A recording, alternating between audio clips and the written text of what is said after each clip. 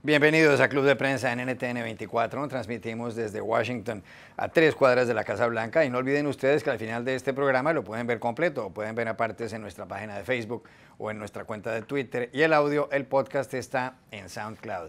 Y les doy la bienvenida a los invitados a Club de Prensa. En primer lugar, la corresponsal del diario El País de Madrid, Amanda Mars. Bienvenida como siempre a esta casa. Muchas gracias. Pablo Pardo, corresponsal del diario El Mundo de Madrid, bienvenido también. Muchas gracias. Y María Luisa Rosell, corresponsal de Radio Programas del Perú, bienvenida a este programa. Gracias, Juan Carlos. Bueno, empieza hoy el puente más importante en Estados Unidos, el puente festivo. El día de mañana es el Día de Acción de Gracias, lo que se llama el Thanksgiving, que conmemora aquella buena cosecha que tuvieron los peregrinos y los puritanos en 1621, según está documentado en Plymouth, en el estado de Massachusetts, en el noreste, y por supuesto miles y miles de personas van a sus casas. Pero comentaba usted, María Luisa, que parece que un porcentaje importante de gente aquí no quiere ir a verse con sus familias para no pelear como consecuencia, y esto desde el año pasado, de las elecciones hace algo más de un año, el 8 de noviembre, de Donald Trump. ¿Cómo es la historia? Sí, bueno, lo que pasa es que muchos medios se están dedicando ahora en sus secciones previas a Acción de Gracias a un poco a dar guía de qué es lo que pueden hacer los estadounidenses para evitar una pelea en la cena o en el almuerzo de Acción de Gracias, debido a lo que usted está contando. El año pasado, cuando ya había sido electo Donald Trump y venía el Día de Acción de Gracias, algunas familias tuvieron problemas a la hora de sentarse a la mesa. Entonces hay muchos periódicos y muchos medios de comunicación, radio y televisión, que hacen como guías prácticas de qué es lo que pueden hacer para evitar no conversar sobre política en Estados Unidos. Un poco la demostración de la polarización que hay en este país debido a la elección de Donald Trump.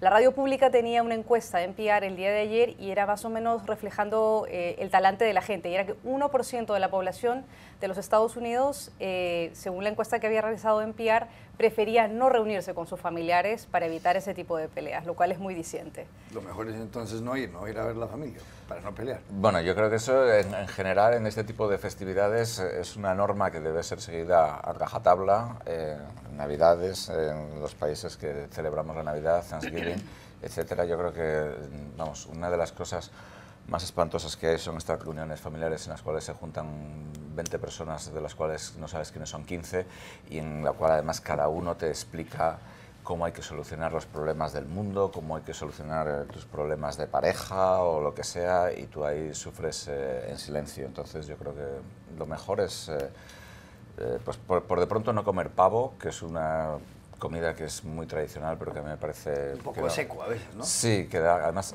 produce muchísima soñolencia. Vamos, en mi casa en concreto se va a comer pato en vez de pavo este año. Pollo también puede ser. Pero vamos, por llevar la contraria. Y eso, yo creo que lo mejor es no viajar. Además, los aeropuertos están llenos, hay unos atascos gigantescos en las carreteras. Vamos. Y esta Navidad en Cataluña la cosa va a estar complicada, porque hubo aquel referendo el pasado 1 de octubre, considerado ilegal por el Tribunal Constitucional, gran división en la sociedad catalana. ¿Cómo será esa Navidad en Cataluña? Porque además ahí hay otros ingredientes, no es solamente la política. No, en Cataluña y el conjunto de España, el día 21 de diciembre se celebran las elecciones catalanas. No sé si el día antes o el día después es el gran partido, esto que se llama derbi o clásico, que es el gran partido de fútbol entre los dos máximos rivales, el Madrid y el Barcelona. Y además se celebra la gran lotería nacional, que muchas veces trae disputas de este boleto lo compramos juntos, ¿no? Tal.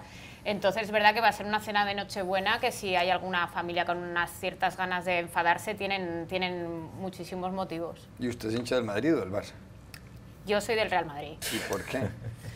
Pues hombre, esto no se elige, es instintivo, es instintivo. Me gusta más cómo juegan. Y también porque viví unos cuantos años en Barcelona, además unos años de un gran fervor culé, y al final creo que tuve un cierto empacho y como reacción me hice todavía más del Madrid. Me hice muy madridista. En Barcelona me hice muy madridista. No debe ser fácil ser hincha del Madrid en Barcelona. No, no es fácil, no es fácil. Bueno, primer asunto, Pablo, y tiene que ver con Ratko Mladic. Ratko Mladic es un hombre de 74 años, llamado nada menos que el carnicero de los Balcanes. Hay que recordar que en los años 90, entre el 92 y el 95, se produjo la guerra en esa zona de Europa. Y a Ratko Mladic se le ha impuesto una condena a cadena perpetua por parte del Tribunal de la antigua Yugoslavia en La Haya, en Holanda. se lo acusa de haber dado por lo menos la orden de asesinar a 8.000 personas, entre adultos y niños. Incluso él tomó parte en el cerco a Sarajevo, que duró 44 meses, pero sobre todo tomó parte muy activa en la matanza de Srebrenica, que es la matanza más sangrienta en la historia de Europa desde la Segunda Guerra Mundial. Aquí no estamos hablando de pocas cosas. Estaba también al lado de Radovan Karadzic en aquellos tiempos. Se decía que daba órdenes cuando había que matar gente en Srebrenica, diciéndoles a sus soldados, quémenles a estas personas sus cerebros. Llegaba a ser de ese calibre el asunto. Aquí la pregunta es, y ayer mientras estaban leyendo el fallo, el señor Mladic insultó a los jueces, tuvieron que retirarlo a otra sala para que oyera el fallo, la sentencia. ¿Qué significa esto para Europa y para el mundo que al carnicero de los Balcanes le hayan impuesto una cadena perpetua?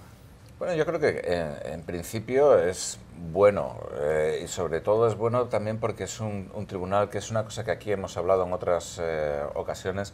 Es un tribunal, digamos, consensuado que incluso goza del apoyo de la propia Yugoslavia. Aquí hemos hablado en algunas ocasiones de las cuestiones políticas o nacionales que se pueden plantear cuando se plantea mucho la extraterritorialidad en este tipo de materias, cuando un país juzga a un político de otro país, etc. Y eso puede generar tensiones y puede cuestionar incluso la legitimidad del proceso. En este caso, digamos que es un tribunal internacional que tiene el apoyo también, pues, de la actual Yugoslavia. Entonces, en este sentido, yo creo que es una cuestión positiva. Yo creo que cierra una página que fue muy traumática de la historia europea, sobre todo porque nadie se esperaba una guerra de ese tipo en Europa. Justo se había terminado la Guerra Fría, el Pacto de Varsovia se había disuelto, la Unión Soviética se había terminado y de pronto explota una guerra civil, además que refleja muy bien los problemas que plantea el hipernacionalismo. Se trató de una guerra hipernacionalista en la cual, por ejemplo, Mladic y los serbios siempre se referían a los musulmanes bosnios como los turcos, en referencia sobre todo a la ocupación de los Balcanes por Turquía 400, 500 años antes, que es una de las cuestiones que sale mucho en el nacionalismo, es decir, la mitificación de la historia, vengar cosas que pasaron hace, pues, 500 años. Yo creo que es una cosa en general positiva, a pesar de que Mladic, para muchos serbios, y en particular para los serbios que viven en Bosnia, sigue siendo a día de hoy un héroe incuestionable, a pesar de que tanto Mladic como Radovan Karadzic, que era el líder político, eran los tres líderes. Digamos, por un lado era el presidente de Yugoslavia, Slobodan Milosevic, que murió en la cárcel. Después estaba Radovan Karadzic, que era el jefe político. Cosa curiosa de Karadzic es que era de profesión psiquiatra. Yo no me pondría en sus manos bajo ningún concepto, pero bueno, era psiquiatra. Y después Mladic. Karadzic y Mladic están en la cárcel. Creo que Karadzic está también condenado. Y yo creo que, digamos, que es un triunfo para Europa, un triunfo para la justicia. Todavía queda, digamos, Bosnia en una especie de limbo institucional, queda todavía parte de los Balcanes. Kosovo sigue sin ser reconocido por muchos países, no está claro su estatus futuro, pero yo creo que es una solución satisfactoria, sobre todo satisfactoria por el hecho de que, digamos, está consensuada. No es que un país haya decidido juzgar a Mladic por motivos por los cuales debía ser juzgado, sino porque ha habido un consenso internacional. Yo creo que es importante. Amanda Marci, es curioso que haya gente que apoye al señor Mladic. Hay gente que dice en estos días que es un patriota. Por supuesto son ultranacionalistas, radicales, cristianos ortodoxos, la mayor parte de ellos, porque lo que estaban combatiendo, o a quienes estaban combatiendo, como ha dicho Pablo, era a los musulmanes. Esto recuerda una batalla del siglo XIV en aquella zona, en la antigua Yugoslavia. Sí, y entiendo, a mí también me sorprende, pero luego, si uno se para a mirar en frío, nos sorprende. Pero hace 20 años no es que hubo gente que le apoyaba, es que hubo gente que le siguió. Entonces, nos sorprende el mal organizado y el mal colectivo, y nos sorprende que ahora este señor todavía, pues, sea considerado un héroe por algunos, como decía Pablo, pero es que nos olvidamos de que ese genocidio fue posible y nunca es la locura de un hombre la que permite un genocidio, es la locura organizada y el odio cultivado, planificado y organizado el que lo permite. Y esto yo creo que como sociedad nos cuesta más asumirlo y digerirlo. Creo que las sociedades tenemos digerido que existe el mal individual, pero no nos damos cuenta de que los genocidios no se pueden ejecutar solos. Entonces, es muy duro asumirlo, pero no, puede que no me sorprenda que exista ese odio, y no me sorprende que haya gente todavía que lo apoye, porque es que fue posible, ¿eh? Y el otro día precisamente leía una entrevista de un experto en las grandes matanzas del siglo XX, Lawrence Rees, y decía: ningún genocidio ha fracasado por falta de voluntarios para matar, han fracasado por otros motivos, pero han encontrado masa crítica para llevarlo a cabo. Yo de esto, perdóname, ahora que comentabais lo de la popularidad, digamos, de Mladic y de... Bueno, y Milosevic ganó muchas elecciones. Me acuerdo siempre de una frase de un escritor latinoamericano, de Jorge Luis Borges, que en uno de sus cuentos, uno de los personajes dice, recurría a la menos perspicaz de las pasiones, el patriotismo. El patriotismo, el último refugio de los canallas, el nacionalismo, el último refugio de los canallas, según el doctor Johnson. María Luisa Rosell. Yo creo que no hay que olvidar que Mladic era uno de los pocos que quedaba prófugo en este proceso por llevar a la Corte Penal Internacional a todos aquellos que cometieron atrocidades y crímenes de lesa humanidad durante la guerra en Bosnia, en este conflicto terrible de los Balcanes. Yo creo que la condena es un momento también muy oportuno para pensar sobre las consecuencias que trae el nacionalismo a ultranza. Las consecuencias que quedan hasta ahora visibles entre los bosnios, los herzegovinos y los serbios. Y la otra cosa es que también es una condena oportuna en un momento en en Europa y en otras partes del mundo hay un resurgimiento del nacionalismo. Ojalá y Dios quiera nunca llegue Europa a tener episodios como el que tuvo Bosnia, que fueron de una magnitud terrible. Creo que la condena es muy oportuna para pensar en esas consecuencias terribles a las que puede ser sometida una población por razones étnicas, por razones de religión. Acordémonos que había un plan de exterminio de los musulmanes y que fue precisamente ese plan el que llevó a cabo Mladic con otros. Así que creo que es una condena muy oportuna. Ya regresamos a Club de Prensa. Volvemos a Club de Prensa en NTN 24 desde Washington y hay noticias del África, Pablo, de Zimbabue en concreto, porque el presidente de ese país llevaba 37 años en el poder, Robert Mugabe, un hombre que luchó por la independencia de Zimbabue, pero que posteriormente se deshizo de todos sus adversarios y terminó gobernando como un dictador, que lo era, pues ya para evitar que fuera juzgado políticamente, para evitar lo que en inglés se llama un impeachment, decidió renunciar. Tiene 93 años. Y así como cuando inició su gestión administrativa, su gestión de gobierno tenía mucha popularidad, terminó llevando a ese país a un punto en el que el desempleo está en el 90%, el paro, como dicen ustedes los españoles. La última crisis se generó cuando fue destituido el vicepresidente hace algunos meses. Vuelvo a la pregunta inicial que hice al comienzo del programa. ¿Qué representa esto para Zimbabue y para un continente como el África? 37 años el señor en el poder, muchísima gente que ha nacido en Zimbabue solo ha estado bajo la administración del señor Robert Mugabe. Bueno, no solo son 37 años en los que Zimbabue ha sido independiente verdaderamente, porque antes Zimbabue era una cosa, digamos, extraña, o sea, la minoría blanca, que eran descendientes de los colonizadores, habían proclamado unilateralmente su independencia de Gran Bretaña, nadie lo había reconocido y además habían instaurado un sistema que era exactamente igual que el apartheid, el famoso sistema de discriminación en función del color de la piel en Sudáfrica, con lo cual, digamos, Mugabe es el único presidente que Zimbabue ha tenido en su historia.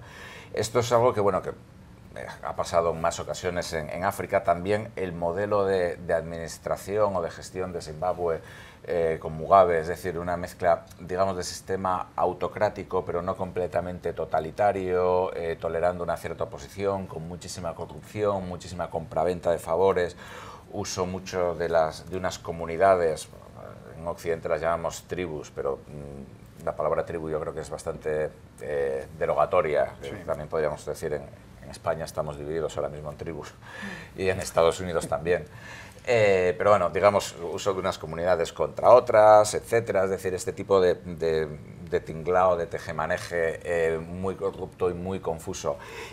Lo que yo no sé es hasta qué punto Mnangagwa puede ser diferente, es decir, porque, bueno, Mugabe tiene 90 y algo, ahora va a ser sustituido por una persona que tiene 75 años, recuerda un poco la época de la Unión Soviética, cuando los representantes jóvenes en el Politburó tenían 75 años. Andropov y Brezhnev. Exactamente. Es un hombre que ha hecho toda su carrera política a la sombra de Mugabe, que participó en lo que se llama la guerra de independencia, digamos, contra la minoría blanca, con lo cual es un hombre que ha sido ministro de Defensa, etcétera. Entonces, digamos, a mí esto me ha recordado, lo comentaba la semana pasada aquí en Club de Prensa, cuando Habib Bourguiba en Túnez fue reemplazado por Ben Ali en los años 80. Pero bueno, la gran diferencia al menos que Bourguiba también era muy mayor, tenía 80 y pico años, Ben Ali era bastante más joven. Pero luego lo curioso es que Ben Ali acabó instaurando una dictadura igual que la de Bourguiba, hasta que en la Revolución Árabe fue expulsado del poder, también cuando tenía 75 años o una cosa así, y lo tuvieron que echar. Ahora mismo queda por ver qué es lo que va a pasar en Zimbabue. Zimbabue tiene una oposición muy activa, yo creo que ha tenido una sociedad civil también muy activa, pero también tiene unos niveles de pobreza absolutamente brutales, tiene unos niveles de, digamos, corrupción y de control del voto y de control de las comunidades muy fuerte, y yo no sé hasta qué punto esto va a cambiar la dinámica política en Zimbabue. María Luisa Rosa. Yo creo que también hay que recordar que durante el mandato de Mugabe, Zimbabue pasó de ser uno de los países más ricos a ser uno de los más pobres, de los más dilapidados y deteriorados. Hay varios indicadores económicos que lo muestran. 74% vive con menos de $5 al día.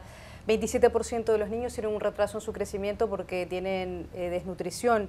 90% de desempleo. Tal vez una de las pocas cosas positivas que se logró durante el régimen de Mugabe es que hubo un crecimiento del nivel de educación. Había un índice de alfabetización bastante alto en promedio comparado con otros países del África. 89% de los niños asistían al colegio y tenían una educación escolar garantizada. Pero también había corrupción, como mencionó Pablo, era un gobierno tiránico, él se encargaba de eliminar a los opositores políticos, instalaba dentro de su partido de gobierno a la gente que era su favorita en posiciones de poder y luego repartía lo poco que tenía el dinero de gobierno, lo poco que tenían de recursos entre ellos. Entonces, la pregunta creo que grande ahora es qué va a pasar con Zimbabue a partir de un nuevo proceso que se abre en ese país y a partir de una nueva, digamos, euforia que hay en el pueblo de Zimbabue para ver si pueden tener verdaderamente derecho a la democracia. Durante 37 años ha habido solo un partido político y solamente una opción política, entonces creo que hay una sed por un poco más de democracia y posiciones políticas distintas. Amanda Marzo. Sí, es una buena noticia y la euforia en las calles es una prueba obvia de que hay una gran esperanza, pero yo también creo que les van a tener que tener, o sea, les falta un buen tiempo por delante para notar verdaderas mejoras. La oposición es verdad que es muy activa, también está muy fragmentada y tienen un problema de hiperinflación gigantesco y en efecto esto que se llama renovación es una renovación que tiene muy poco de nuevo. Entonces tiene estos tres gigantes inconvenientes, con lo cual lo que está claro es que les quedan unos cuantos años, yo creo, para notar mejoras verdaderas. Es muy importante que las elecciones en efecto se celebren como se ha dicho que se van a celebrar en agosto, y que la oposición empiece a organizarse mejor y que realmente sea viable una alternancia en el poder como en cualquier otro país democrático. Yo quiero seguir con usted, Amanda, con respecto al asunto del que nos preguntaban al comienzo de este programa Ruth del Salto y Karen, las presentadoras de NTN 24, y es este escándalo de Uber, la plataforma que usa ya muchísima gente en el mundo para pedir vehículos, para pedir automóviles que lo transporten a uno y que además tiene varias categorías.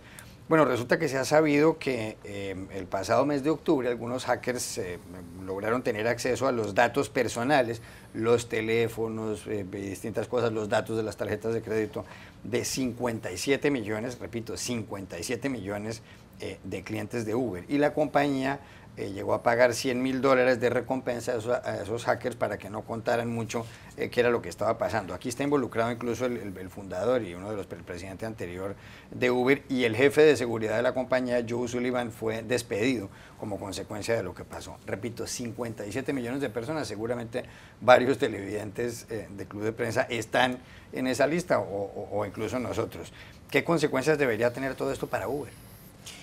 Lo primero es cómo nos hemos enterado de esto, que es no porque Uber haya... Eso es lo primero, ¿no? Y lo segundo da miedo porque piense en la cantidad que me ha dicho usted de recompensa, $100.000. $100.000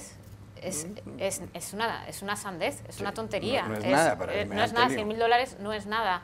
¿Y qué clase de hackers son capaces de robar los datos de 57 millones de usuarios de Uber así? Que no parecen una gran organización que piden a cambio $100.000. Entonces, sí que ves unas fallas de seguridad muy grandes.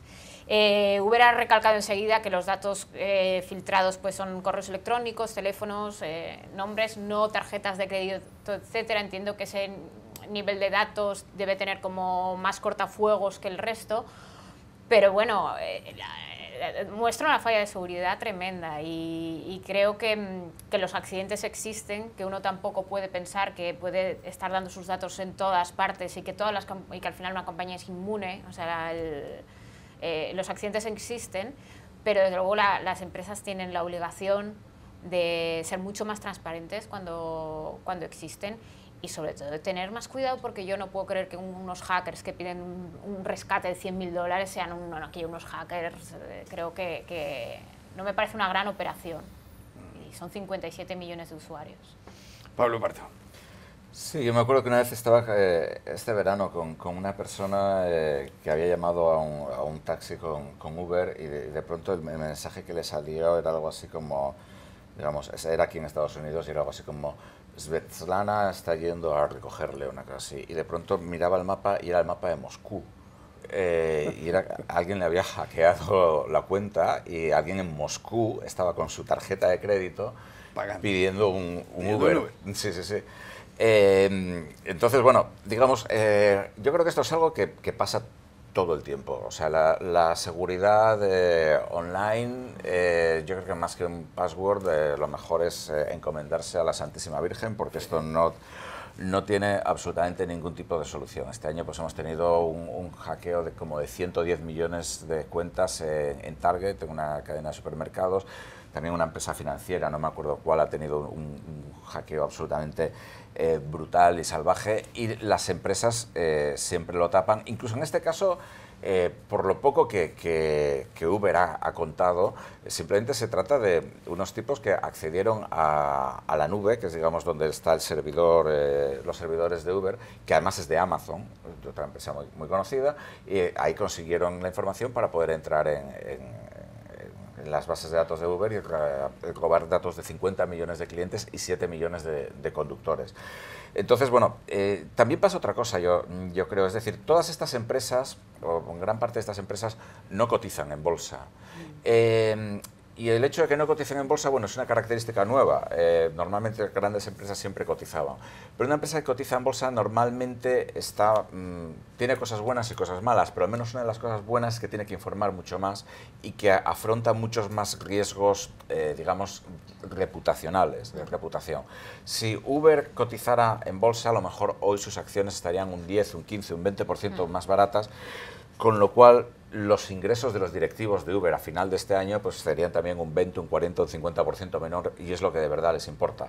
El hecho de que Uber y Lyft y Airbnb y todas estas empresas, digamos, no coticen en bolsa porque no les hace falta, yo creo que también les da mucho más margen de actuación. Es decir, con Uber en los últimos 12 meses han salido muchísimos escándalos de todo tipo de cosas, absolutamente muy poco profesionales por parte de la dirección de Uber en materia pues tanto de sexismo como de tratamiento de empleados, etcétera, que una empresa que cotiza en bolsa probablemente no hubiera sido capaz de hacerlo. Es decir, hoy, por ejemplo, el Financial Times trae en primera página una historia sobre niños en China que son utilizados para construir piezas para una empresa que los vende para los teléfonos de Apple.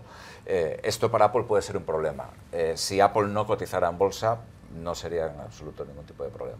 ¿Por qué una empresa quiere cotizar en bolsa? ¿Por qué las empresas que no están en bolsa quieren cotizar en bolsa? Se preguntarán muchos televidentes. Bueno, la gran cuestión es que ahora no quieren cotizar tanto como antes. Antes la bolsa era la principal fuente, digamos, de financiación. Tú sacabas una empresa de bolsa y conseguías muchísimo dinero.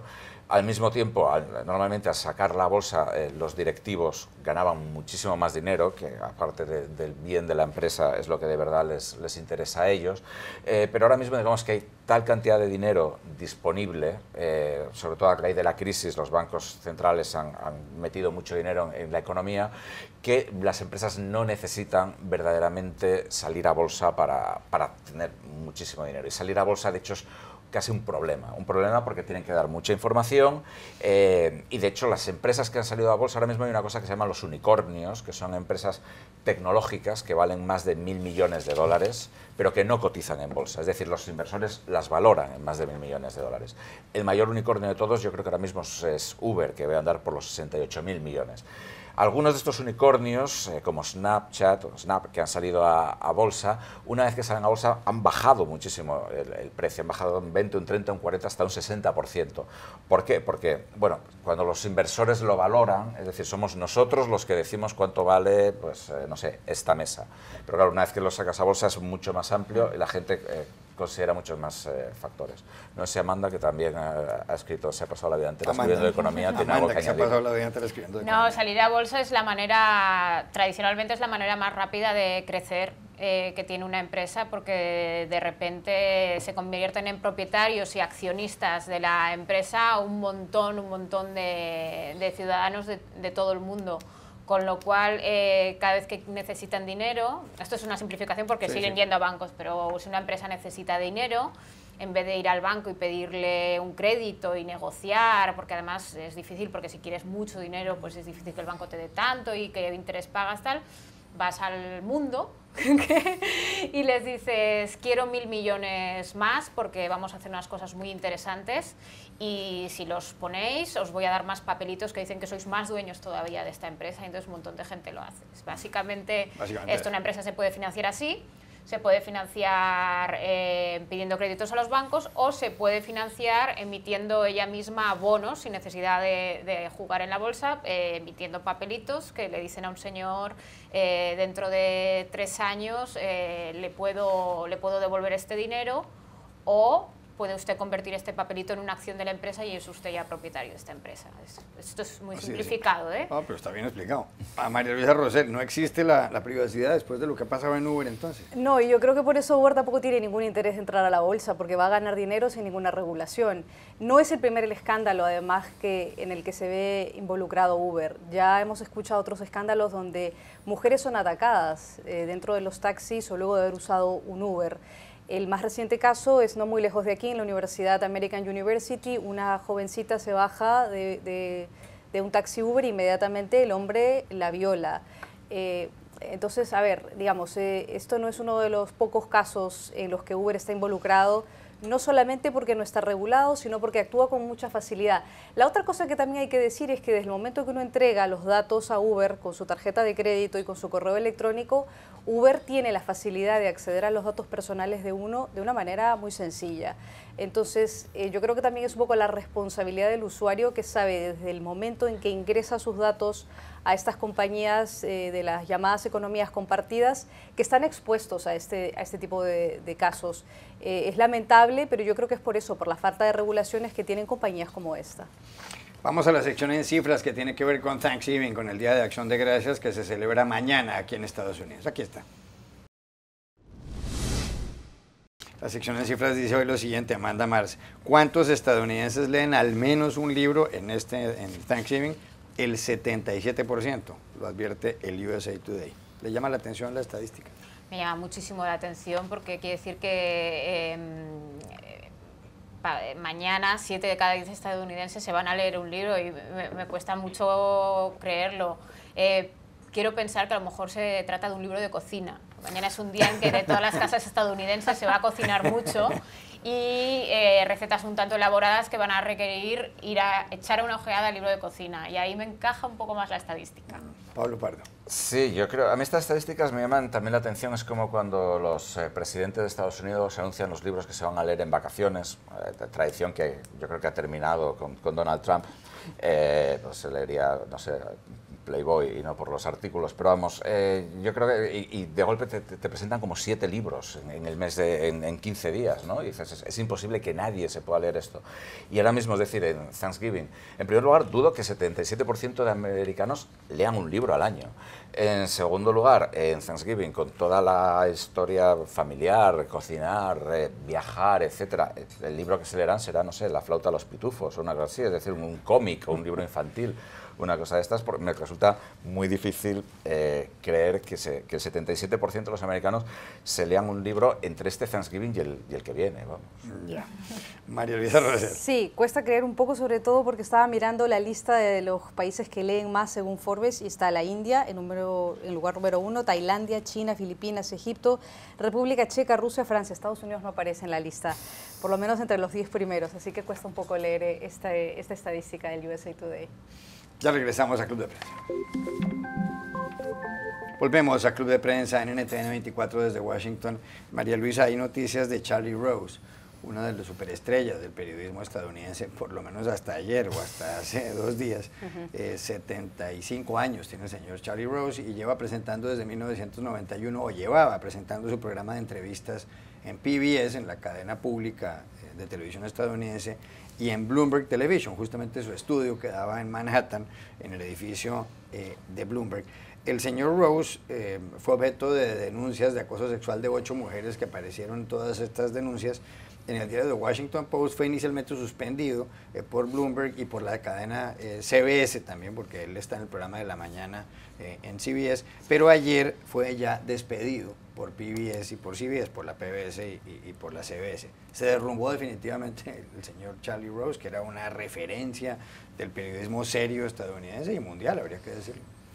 Sí, yo creo que es muy triste, ¿no? Para aquellos que mirábamos o admirábamos a Charlie Rose como una de las figuras del periodismo en Estados Unidos en televisión más emblemáticas. El mea culpa que él hace es un mea culpa a medias tintas, porque dice que algunos episodios no los recuerda.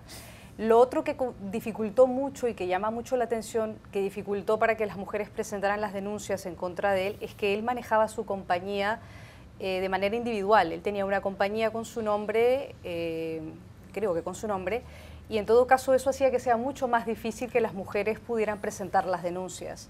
Y la segunda cosa que es muy lamentable es que una de sus principales productoras ejecutivas, sabiendo de todos estos casos que se habían presentado durante varios años, lo único que hacía cada vez que presentaba una joven que aspiraba a trabajar con él era decirle, bueno, pero hombre, ese es Charlie siendo Charlie. Sí. Como quien dice, eso es una práctica común, acostúmbrate que si quieres trabajar con él, te tienes que someter a eso. Que una mujer le diga a otra mujer, si quieres llegar a trabajar en el periodismo o en el área X o en el ámbito que sea de trabajo, tienes que pasar por eso y sométete a estas reglas de juego, es lamentablemente muy triste. Ella después lo ha lamentado, la productora ejecutiva ha dicho que lamenta que esa haya sido un poco su conducta, pero bueno, el daño ya está hecho. Yo creo que es muy bueno que muchas mujeres se hayan alentado a presentar estas denuncias, pero creo que también esto va a iniciar un proceso obviamente largo, no lo verá nuestra generación, lo verá probablemente la generación siguiente, de cambio en cómo se tiene que tratar en el ámbito laboral a las mujeres y cuáles son las facilidades de las mujeres en Estados Unidos y en otros países del mundo para presentar denuncias y para sancionar. Enhorabuena que Charlie Rose ha sido despedido, yo creo que esa es una de las mejores noticias porque entonces sienta un precedente. En el caso del presidente de Estados Unidos vemos que él ha acosado a varias mujeres, hay 13 denuncias en contra de él. El presidente está ahí, no pasa nada con él, no ha sido sometido a ningún juicio ni nada, y eso también es muy diciente y muy lamentable. Amanda Marcia. Sí, para mí en muchos de estos casos lo que me llama la atención era el conocimiento que había de los casos y la ley del silencio que se imponía. Me recuerda un poco al tema de los abusos de la iglesia de Boston, que retrataba también la película Spotlight, que al final el periodista decía, no, es que la noticia no está en los abusos, que son terribles, ¿no? Esto ya sabemos que existe de nuevo el mal. Sí. La noticia está en lo institucionalizado, la connivencia y el mirar a otro lado. Aquí tenemos la historia, en cómo la Iglesia lo está tolerando y está mirando a otro lado, ¿no? Y para mí en estos casos, aparte de que los abusos me parecen tremendos y pienso que señor que tiene todo hace eso, ¿no? Es absurdo, ¿no? Pero me quedo con la parte de esto se sabía y se toleraba y se miraba a otro lado porque bueno, no se consideraba tan grave. Se consideraba que valía más el aporte periodístico de esta estrella que los abusos que cometía y el abuso de poder. Entonces, para mí esta es la historia y creo que estos casos están haciendo que la gente mueva el umbral de tolerancia a este tipo de situaciones. Y que de repente pues muchas mujeres jóvenes piensen que ya no es normal, ya no forma parte del oficio de ser mujer tener que aguantar ese tipo de situaciones y que muchos señores, yo creo ahora, digo señores porque son la mayoría de casos, señores o señoras, sí, están viendo este tipo de situaciones y están identificando comportamientos. Creo que mucha gente que está viendo estas noticias está diciendo, uy, esto que yo hacía creo que no estaba bien. Que no está bien, que, ostras, si yo fuera un señor famoso creo que tendría algún problemilla, ¿no? Y yo creo que esto puede ayudar a cambiar el umbral de tolerancia. Pablo Pardo. Bueno, ya hay dos cosas que me llaman la atención. Uno es hasta qué punto esto cuestiona todas las normas de funcionamiento de todas estas organizaciones, porque estamos hablando de casos de acoso masivos, verdaderamente espectaculares, no por entrar en los detalles, pero es decir, que no... Es decir, esto lo tenía que saber mucha gente, o sea, no solamente la productora, es decir, Charlie Rose es una institución en el periodismo de Estados Unidos, efectivamente es su propia empresa, es su nombre, trabaja en algunas de las empresas más serias y más grandes de comunicación del mundo, como Bloomberg, y el tipo, bueno, pues hacía cosas verdaderamente espectaculares. Entonces, espectaculares en el sentido de mal, sí, de mal y además obvias, evidentes. Entonces, esto cuestiona mucho todos los procedimientos internos, tanto en cuestión, pues evidentemente, de acoso, de relaciones profesionales, pero también de política laboral. Incluso puedes cuestionar, decir, bueno, si esto pasa a este nivel, a lo mejor a otros niveles administrativos o de tratamiento de noticias o de información, etcétera, ¿qué es esto, no? Y también una cosa en este sentido, digamos, son todos los facilitadores y en ese sentido también, que es también yo creo muy llamativo, muchas mujeres que se dedican a proteger esto y a tapar esto. El caso de la productora, se me ocurre el caso de la gobernadora de Alabama con un candidato que es al Senado acusado de tener relaciones con menores de edad y en algunos casos de acosarlas, que ha dicho que hay que seguir votando por él. Bueno, y un argumento que muchas mujeres en Estados Unidos que votaron por Donald Trump utilizaban, es decir, bueno, lo que se dice de Donald Trump, eso son cosas de hombres, las cosas que Donald Trump ha dicho, eso es cosas como de locker room, como de vestuario, de charla de chicos, etcétera, etcétera. Yo recuerdo durante la campaña hablar con mujeres que decían, no, es que Donald Trump, es que las mujeres no podemos ser presidentes porque no somos mucho más inestables. De hecho, algunas me decían, pues por cuestiones hormonales o de los que sea, que es algo que, por ejemplo, Vladimir Putin ha dicho y el cineasta estadounidense Oliver Stone ha encontrado muy gracioso, porque de hecho cuando le hace la pregunta en una película se ríe.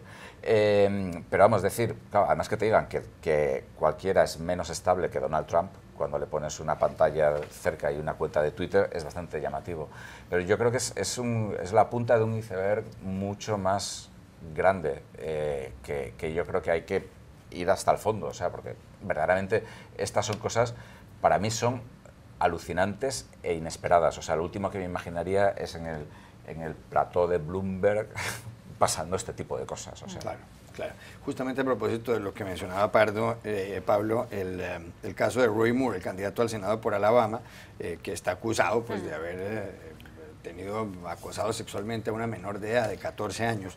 Y el señor Roy Moore recibió ayer el apoyo de Donald Trump, que dice que él no quiere ver en el Congreso, aquí en Washington, a un hombre del partido contrario del Partido Demócrata, ya respaldar a Roy Moore. ¿Cómo interpreta uno eso? En realidad el razonamiento de Trump es el razonamiento de muchos votantes. Yo creo que si vemos a Roy Moore finalmente presentarse a las elecciones, nos podemos llevar una sorpresa, los que creamos que esto le va a pasar una gran factura electoral. O sea, el votante al final es muy racional y muy frío, más de lo que creemos, ¿no? Entonces el votante dice, quiero castigar a este hombre por esto que hizo hace... Porque al final es verdad, lo hizo hace 30 años, esto que hizo hace 30 años con estas chicas de 14 años, y esto poniéndonos en el caso además de que el votante no le cree, o sea, no cree a Roy Moore, cree a las mujeres que le acusan. Y para castigarle y quitarle a él de algo de hace 3 años, yo voy aquí a digerir a un demócrata, a un progresista, a un tío de izquierdas. Esto un votante de Alabama, donde Sessions ganó con una ventaja de más de 20 puntos, no sé si lo va a digerir. Entonces creo que nos podemos encontrar el mes que viene con la victoria electoral de Roy Moore, lo cual pues para el estado de Alabama es un descrédito, y es normal que los republicanos prefieran que otro candidato, uno, o no se arriesgue a perder, porque al final sí que hay un riesgo de que pierda, o dos, o que no gane de esta manera tan deshonrosa, con semejantes acusaciones detrás a las que sus propios compañeros de partido dan crédito. Y esto de los votos, sí, tanto hombres como mujeres, pero en el caso de muchas veces a las votantes o de Trump o de Roy Moore, juzgamos de manera como si tuvieran más obligaciones morales que los hombres. No creo que las mujeres tengan más obligaciones morales que los hombres. Quiero decir que si una productora ejecutiva perdonó las barbaridades de Charlie Rose, es tan grave como que lo hiciera un hombre. No estoy muy de acuerdo con exigirles más moralidad a las mujeres que a los hombres. Eso por un lado, y por otro lado, las mujeres han crecido y en el mismo mundo que los hombres. Entonces el sesgo machista y la predisposición machista de esas son víctimas tanto hombres como mujeres, porque hemos crecido en el mismo mundo viendo las mismas películas, leyendo los mismos libros y escuchando el mismo discurso. Entonces, si hay machismo entre hombres y entre mujeres. Ya regresamos a Club de Prensa. Volvemos a Club de Prensa en NTN 24 para despedirnos porque se acabó el tiempo. Gracias Amanda March por haber estado aquí, Pablo Pardo, gracias. María Luisa Rosell, y a ustedes los espero mañana nuevamente en Club de Prensa.